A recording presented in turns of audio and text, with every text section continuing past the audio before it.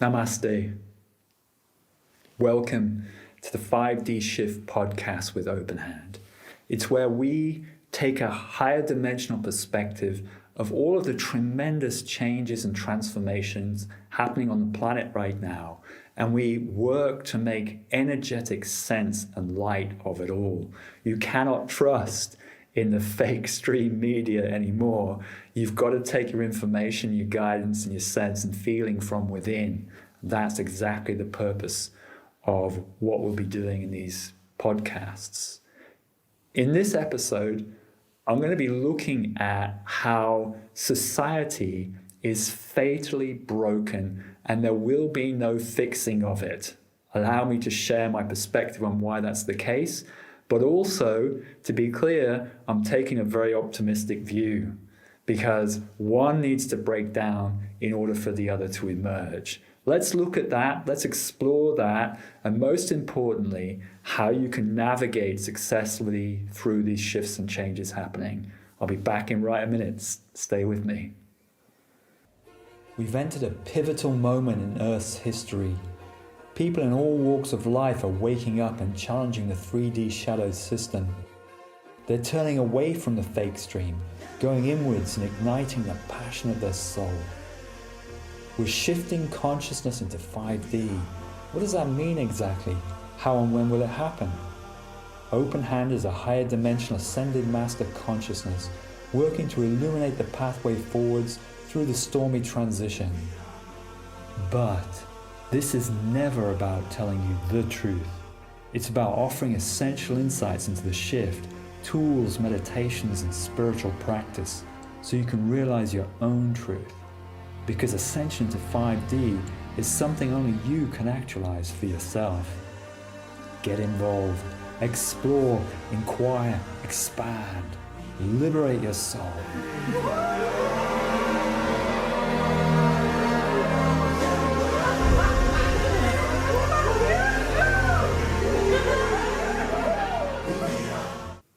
The World Wildlife Fund has just released a staggering report that explains how 69% of the world's wildlife has now gone.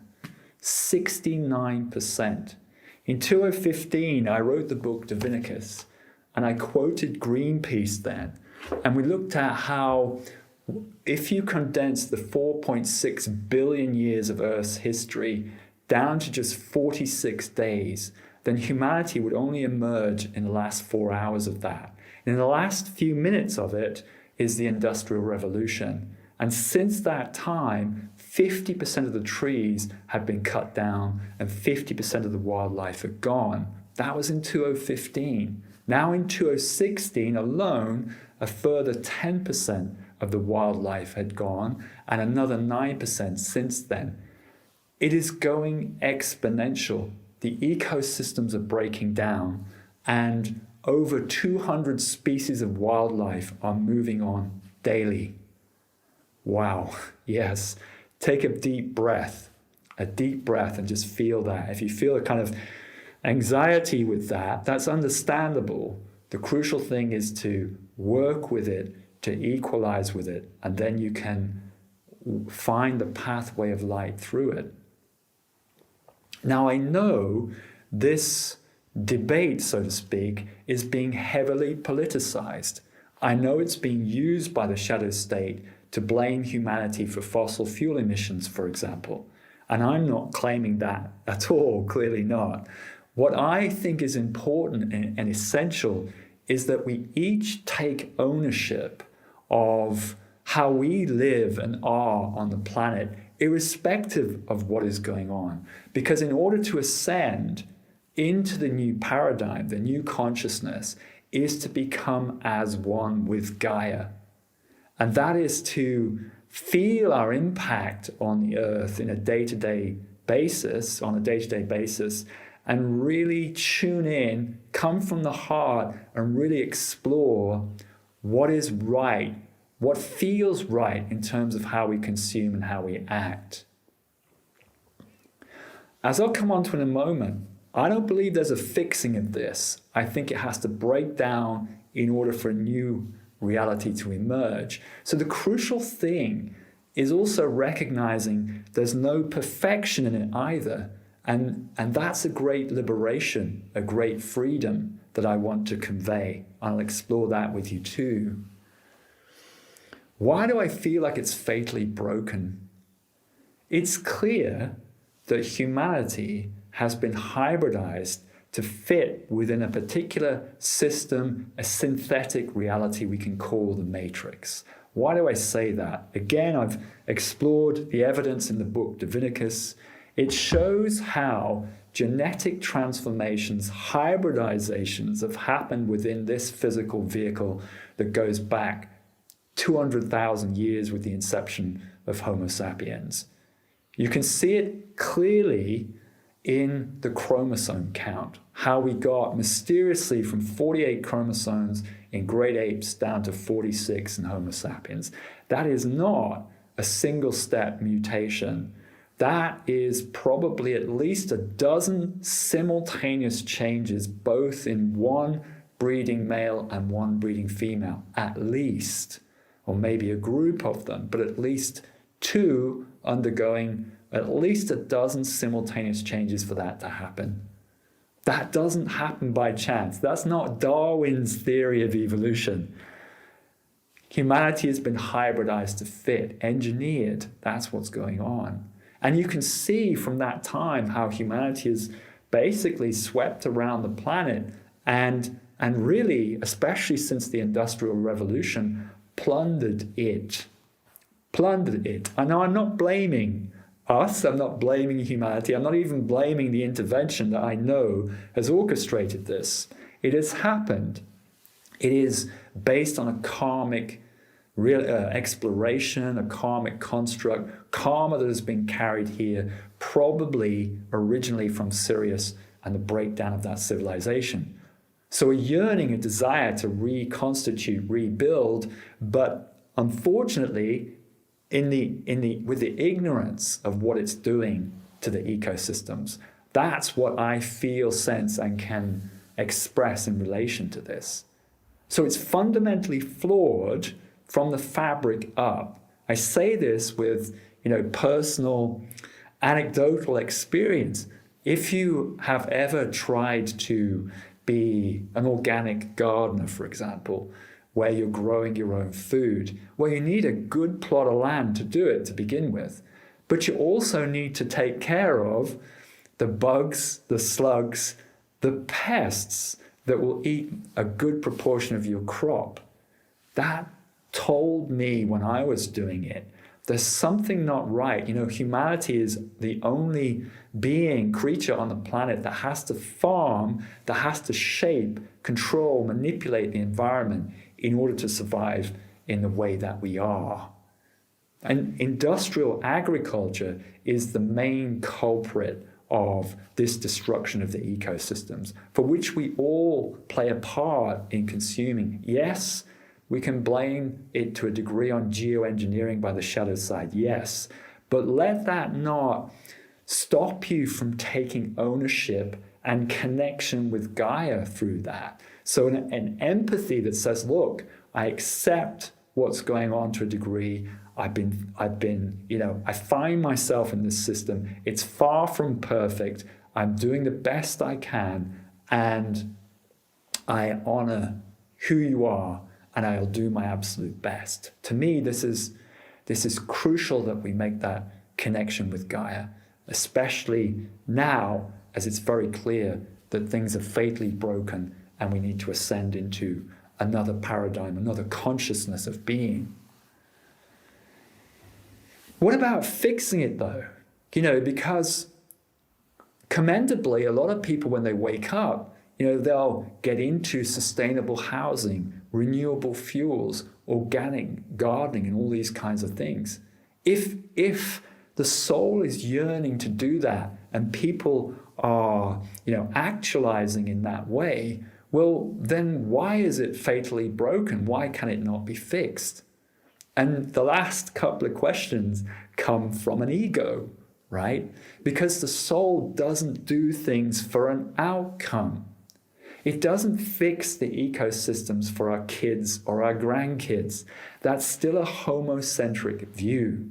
that's still selfish. It doesn't think about, it doesn't consider the balance of life and energy that also has a say, also has a voice in all of this. And that we really ought to be asking the question, how can we flow with it? How can we blend with it? So why the impetus to do these things, to be sustainable, to be conscious and connect and careful in how we consume? The answer is simple. Because it's right. Because it's right. Because it comes from your soul. Because it's an upwelling from the authenticity of you. The soul doesn't do things for an outcome. The soul acts as an authentic expression of rightness. And we need to trust in that. Because, as I'll explain later, we're going through a great metamorphosis. And if you come from the rightness of soul that you can feel, and if you actualize that, then the resources will come to meet you that you need. They will crystallize around you. So, crucial to do these things. If it was the last day of the earth today, would you still plant that apple tree? That's the crucial question, Maybe an ego would say it's not worth it, but the soul would say, is it right? And if it's right, plant the apple tree. There's the connection, with Gaia and the shift and the ascension. When you explore this then, and you explore that society is broken in so many different ways in how we live and consume, and you explore the fact that, 69% of the wildlife is gone, and an escalating number of trees, and 200 species a day moving on. When you explore that and feel that, the likelihood is that grief is going to come up. I was running a retreat at the weekend online with a group, and when I mentioned these statistics and we talked about, that how society is exploiting the planet, then grief came up, grief at loss at this beautiful planet. Well, we're not actually losing it. It is transforming, and the consciousness will reconstitute itself. However, if you feel grief, it's right to allow that and to express it. One of the big limitations that's been imposed by society, one of these value systems, if you like, is that it's not good to feel grief. People will try to distract you or make you feel better or pop a pill or something to make you feel better. But really, what that does, it creates polarity between you and grief, meaning you're not able to fully penetrate it and equalize with it. In a relativistic reality, in order to experience joy, there must also be its polar opposite. And in the middle sits the presence of the one, witnessing it all, but not attached to either. That's where you need to be. That's the revelation and actualization of self, which humanity needs to return to.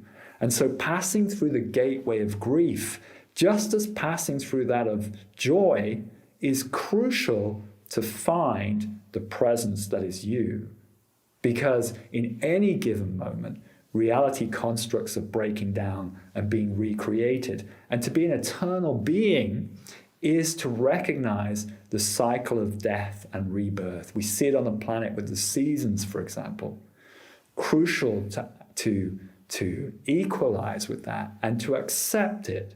For a new reality to come, the energy of the old has to fragment and then be reconstituted. And we're in that phase right now. So there will be no fixing it. And I believe that one of the big limitations and challenges in the spiritual mainstream and the alternative communities at the moment is they're still possibly, probably subconsciously, maybe consciously too, focusing on how do we get rid of the shadow so that we can all live happily, harmoniously on 3D Earth.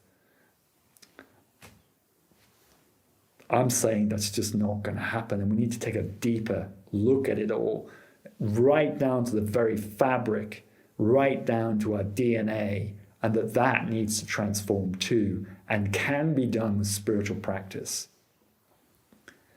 So coming back to grief then, because this is a crucial part of spiritual practice, coming back to grief, it's allowing yourself to go right into the heart of it, to allow yourself to express it, to feel it, to animate it, but to do so with the witnessing perspective. You are in it, but also dissociated from it, not distanced, not detached. You're in it, but experiencing it, but witnessing it too. And this really is the practice of Tantra. It's the age-old, ancient practice of Tantra. It's not just about sexual intimacy. It's about not being identified with the Maya.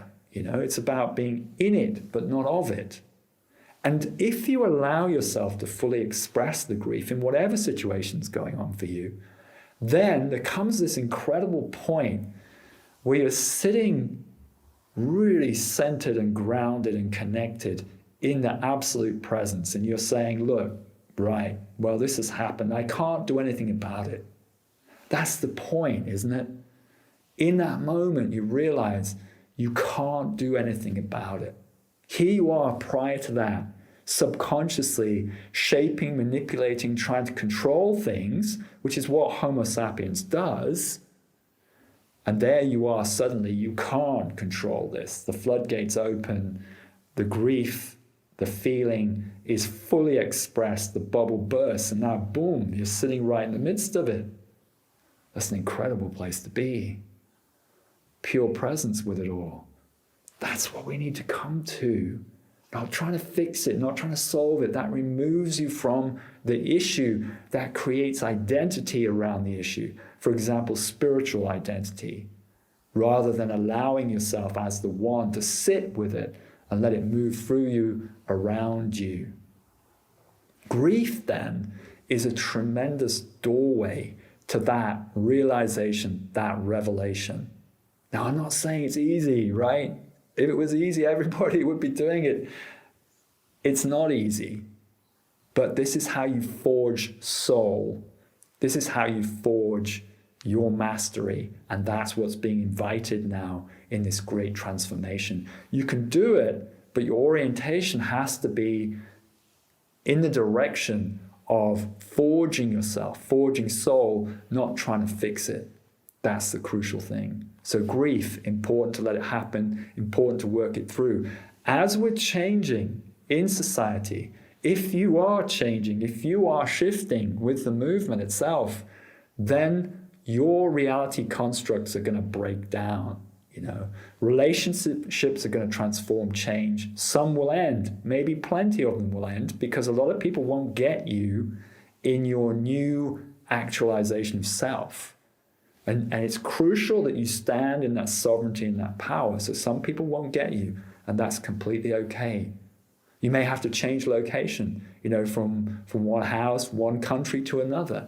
You may have to end or leave a career and take up something new, a new way of existing and being. And all of these things, they're going to impact you internally, emotionally, physically, mentally. You'll feel the fear, the resistance, the inertia of the old Homo sapiens. And it's crucial to confront that. Again, not to suppress it, but to say, yeah, this is what I'm feeling. I am feeling anxiety. I am feeling tight. I am running these cycles of mental feedback loops that are, just seemingly endless, that just try to fix and manipulate things to find a path. And that is not going to work.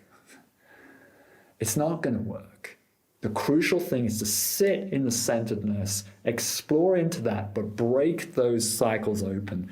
Breathe into them, create the opening space to let higher dimensional consciousness come in, to let your soul infuse through. In Openhand, we call it the breakthrough approach. It's confront the truth, honor it, express it, become as one with it, the one in it, and then let the soul integrate, forge, and emerge out in a new expression of being. That's what this is all about right now. So allowing that change and using that as your engine, your driver in life, in all of the different aspects of your life, and the breakthrough approach is crucial. Having your understanding of how you process through this density, how you turn into it, that's the crucial thing. Not to ignore it, not to deny it, not to push it away, but turn into it. That's where you gain the empowerment, the growth, and the evolution. Now, I put to you that we are in a metamorphosis stage, from moving from the 3D state to the 5D state. It's kind of like we're going into a cocoon. Excuse me 1 second. I can feel that in the back of my throat. If you consider the metaphor of a caterpillar becoming a cocoon, a chrysalis before it becomes a butterfly, well, it goes through this middle metamorphosis stage where everything is breaking down into a kind of mush, right? That's the metaphor to look at. So sometimes you find your life where you can't figure out which way to go and what to do. Well, maybe you're in that transformation process. And at the same time, you're going to be growing 5D wings whilst you're in that phase. So you're going to be informed from two different places. You're going to be informed from the higher light, and it's going to weave signs and synchronicity, sacred geometry, patterning, intuitions, dream state, telepathy, all of this kind of thing is going to come through. But at the same time, you're going to have the tethering into the old Homo sapiens construct. You're going to have that too. And so to recognize that as the light comes in through your soul, through your higher dimensional vehicles, you're going to be pulling on the tethering. So you're going to have to deal with it with both. You're going to have to purify, break down the patterning, the conditioning of the lower self, the old Homo sapiens, and at the same time open the space and receive guidance from the higher self. Why is this important? Why is it so crucial right now? Because the shadow has gone into overdrive trying to manipulate everything that's going on because it sees the culmination of what is ahead of us. It sees where these grand cycles are coming to a conclusion. That's why it does not care about the ecosystems. If it really did, it would do something about it, but they're not. Because their aim, and it's clearly stated if you look, is to take a swathe of humanity off planet and go to a different planet or constellation. That's their aim. That's why they're speeding things up.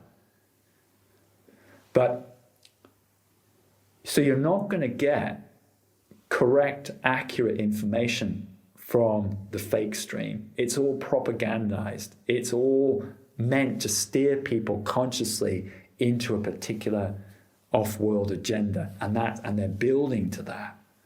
So you can't take your information from there, and it becomes derailing to try to create in the old 3D matrix way of doing things. It may kind of work for a period of time longer. But we're seeing how inflation, for example, is diminishing the value of money. We're seeing the escalation in costs of energy and food and all of these things. So it's manipulating that clearly in this great reset so that it's spoken of. But what I'm saying is this, and I really trust, I hope you can hear me. What I'm saying is this, I am seeing people from around the world who have had their fill of that. But instead of just complaining about it or just illuminating it, they're saying, how can we create in a different way? Because I know there's a different way of connecting with Gaia, connecting with higher consciousness. I know there's a way, there's a pathway through all of this. I believe it and I can feel it. And this is the metamorphosis, the transformation I'm speaking of. But you've got to trust in that. You've got to open to this light to begin with. You've got to trust that it will carry you. And especially when it carries you in a direction which seems polar opposite to what Homo sapiens in you would have done, and all the advice and recommendations you're getting from people around you who are still plugged in and clinging to the old system for dear life, you have to overcome that and let that go and trust in this, trust in the infusion of light, of consciousness, and make space to go with that, to work with that. In the open-hand approach, we often applying something called freewheeling. You just take off for an hour or two, show me, and just go with the feeling sense and watch the feedback loops that come back. Now, yes, it's a game, but when you are in the real density, when you're being churned up inside in this kind of chrysalis phase and you don't know where to take your information, your guidance from, it feels very ungrounded, unbalanced, or stirred up. When you're in that place, you've got to really steady down, breathe deep, go within, let this information cascade in, feel it, sense it, the subtle nuances, the guidances, the reflections, and let it take you and just work with that. And then you're building this tremendous guidance attenuation mechanism where everything now starts to speak to you, bearing in mind that you will still hit these barriers, you still will hit all the 1,000 reasons why not to go in that direction. You'll hit them, but right, that going down that old pathway, right, as they say in the Matrix, taking the blue pill, it never ever got you anywhere, right? And it's now's the time, you have nothing to lose, right? Accept the old self. Accept the old self and the way of living and being. You have nothing to lose. That's the point about expressing courageously that, society is flawed and broken. There is nothing to lose in testing, working with this new way of living and being. And that's what I would deeply encourage to everyone, that we're in that phase and that you have this tremendous opportunity, but you have to seize it, you have to work with it, and you have to break down all the resistances that get in the way. That's crucial right now. And then you will find that you can quantum manifest from this new infusion of light, this new way of being. You'll be informed in a different way. You'll feel more connected, because as the shadow breaks down, and it is, as it's breaking down, we're getting help, support in the ether from benevolent beings and from higher dimensions, from the angelic realm, that can help us mediate, work through this. We can do it. We've got this. We're seated to do it. One of the questions that often comes up when exploring, applying this kind of approach is, well, yeah, I can feel that. I feel the truth in it and I want to work with it. What about my kids? What about them? The youngsters that are here right now. Well, I put to you this. They also chose to come here at this time because of the massive opportunity for forging of soul and mastery that it represents. That's why there's so many indigos. The biggest challenge they have are often the fears projected onto them by adults. We must open the space and trust that they can tune in and feel, and encourage them to do so, and let them navigate their way in life too, because they came here for this. So we must resist the compulsion, if you like, to project fear onto them and then derail our own progression through that. We have to equalize with this, normalizing it so as to emerge out. That to me is the great bonus, the great benefit of really embracing the breakdown and the phase that we've now moved into, because it inspires you it motivates you to evolve, to look for, to attune to something much more aligned. And that's what this is all about, both for us and our kids. And they're here for that reason. So work to let go of those fears and trust in their emergence too. Now, I know what I'm saying and sharing isn't necessarily an easy message to digest, and it is going to take time. Go and explore. I wrote on Openhand Web. You can check the article. You can check the information. Go and explore, what this is really all about. Look at what, the alternatives are saying in regards to what the shadow is doing. But make sure you keep processing, working, and attuning to the light, to the emergence of consciousness. And with that in mind, what I'd like to do is conclude with a meditation, or really the sense of how to work in meditation. I've only have a short window of time here.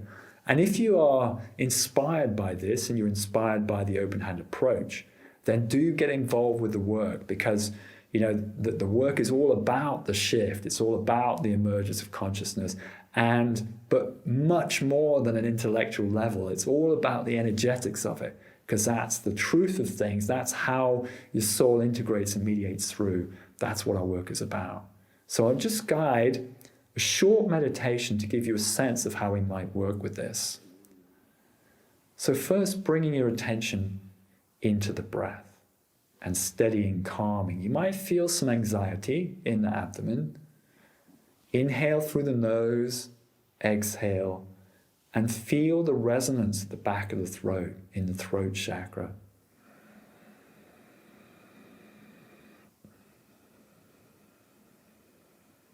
And already, as you pay attention in the back of the throat, as you inhale, exhale,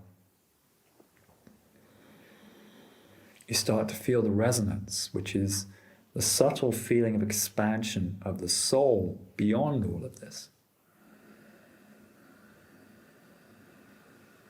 And because the chakras connect into the toroidal vortex up and down through you, then it starts to trigger, activate the other chakras too. Maybe as you inhale now, feel expansion up into the head.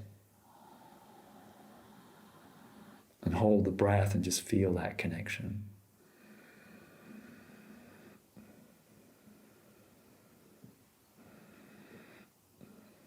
And as you exhale down, then just opening through the other chakras, especially the lower three, solar plexus, opening, relaxing, sacrum, relaxing, calming, base, right down to the base, earth, grounded, connected. Crucial that we are with Gaia in that way. So you're inhaling up, exhaling down.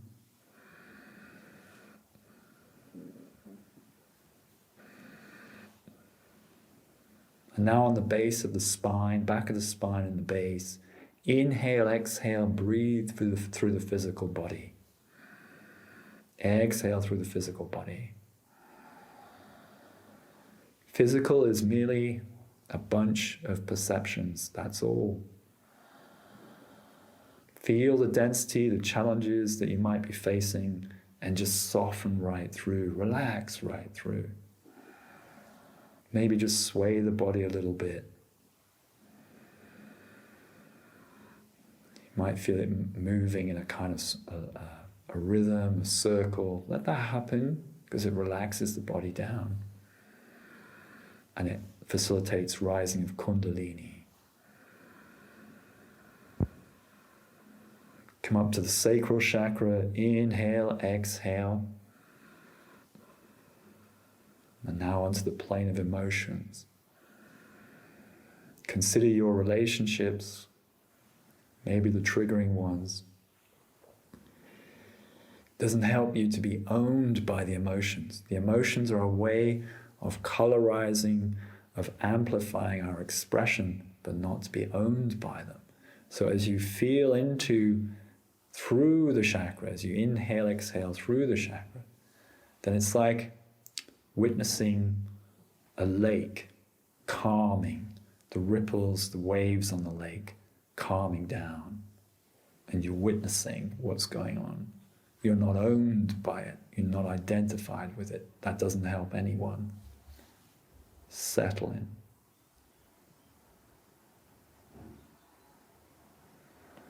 Solar plexus, back of the spine. Inhale, exhale, out onto the plane of mind. The way we can visualize the plane of mind is like the sky, and the thoughts like clouds drifting across the sky. Now, constantly trying to figure out how to fix stuff in your life is counterproductive, derailing, because the influx, the infusion of higher light shapes itself. All you have to do is read what is shaping. So as you feel these repetitive loops that might be happening in your life, drop back into the witnessing space and just feel yourself opening, breaking them open. Let the clouds drift off. They won't resolve anything in this way. They'll just keep you in the old consciousness. Sit back, stay centered, open out through them. Feel the peace with that, the centeredness with that, like the eye of the storm.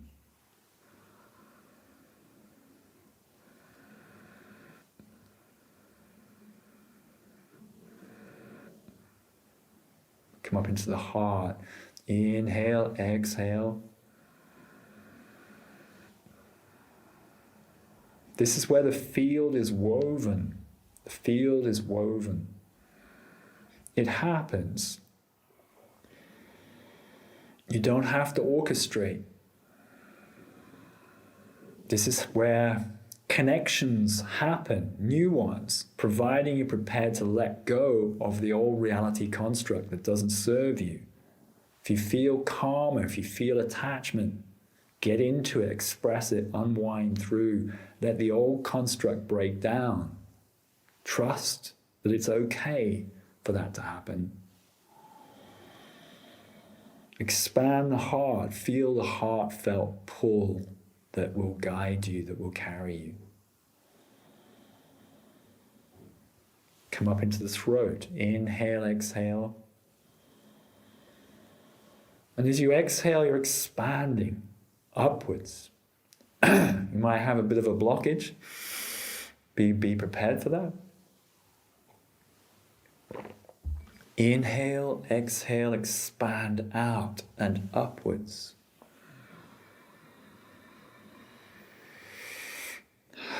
Feel the expansion. Excuse me. Feel the expansion. We've got some density to get through. That's okay. Feel the expansion. The openness, the relaxation, being tuned in, connected. Feel that. Trust in that. Watch the signs and synchronicity. Let them weave together. Sacred geometry also, if you recognize that. Third eye, inhale, exhale, expand. As you exhale then, just feel yourself centering behind or with the third eye and the sense of authentic being and how important that is. And that's where this really all comes from. You're determining yourself as a being within all of this. That you're much bigger than the circumstances and situations, and they don't define you. That's the crucial thing. They don't define you. Your connection, your resonance here is what does that.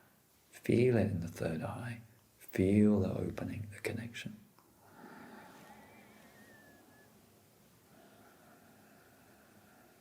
And peace with that.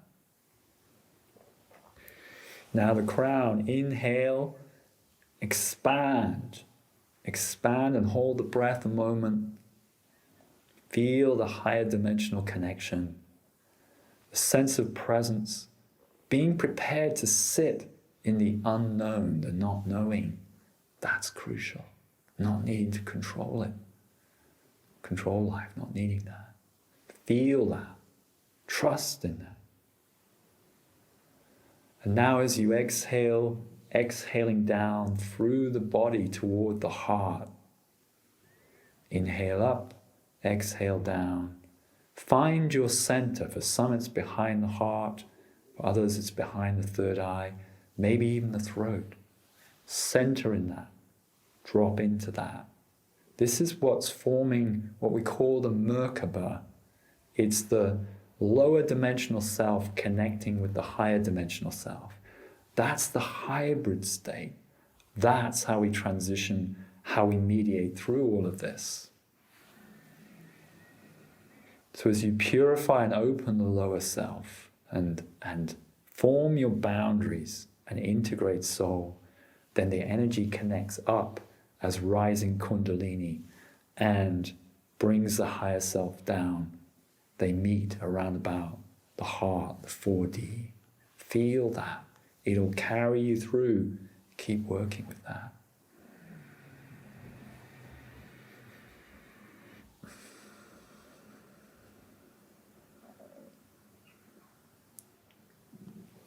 So, society is fatally broken. There is no fixing it. Don't try, don't effort it, don't struggle in that. But trust, work with the higher dimensional consciousness coming through. And it will guide you. It'll take you on a journey which is so magical and alchemical, everything clicking in, but your orientation needs to be in that direction, not trying to control, manipulate, fix things, because the shadow is going to create endless dramas as we move toward the conclusion of this old reality. I know it's not easy, but it is straightforward. It is straightforward. It's working internally on yourself and the revelation, the actualization of that. And that's exactly what the work at Openhand is here all about. I trust I've inspired you. I know I will have kicked off some density. That's necessary, work it through. But I trust I've inspired you to find, to mediate a pathway through all of this. And if that's the case, then do come and get involved with the Openhand work, because it's specifically geared, it was crafted for these times, to meet these times and help people through. The idea is that we come together like an island in the storm and we help support one another through this great transformation. Thank you for tuning in.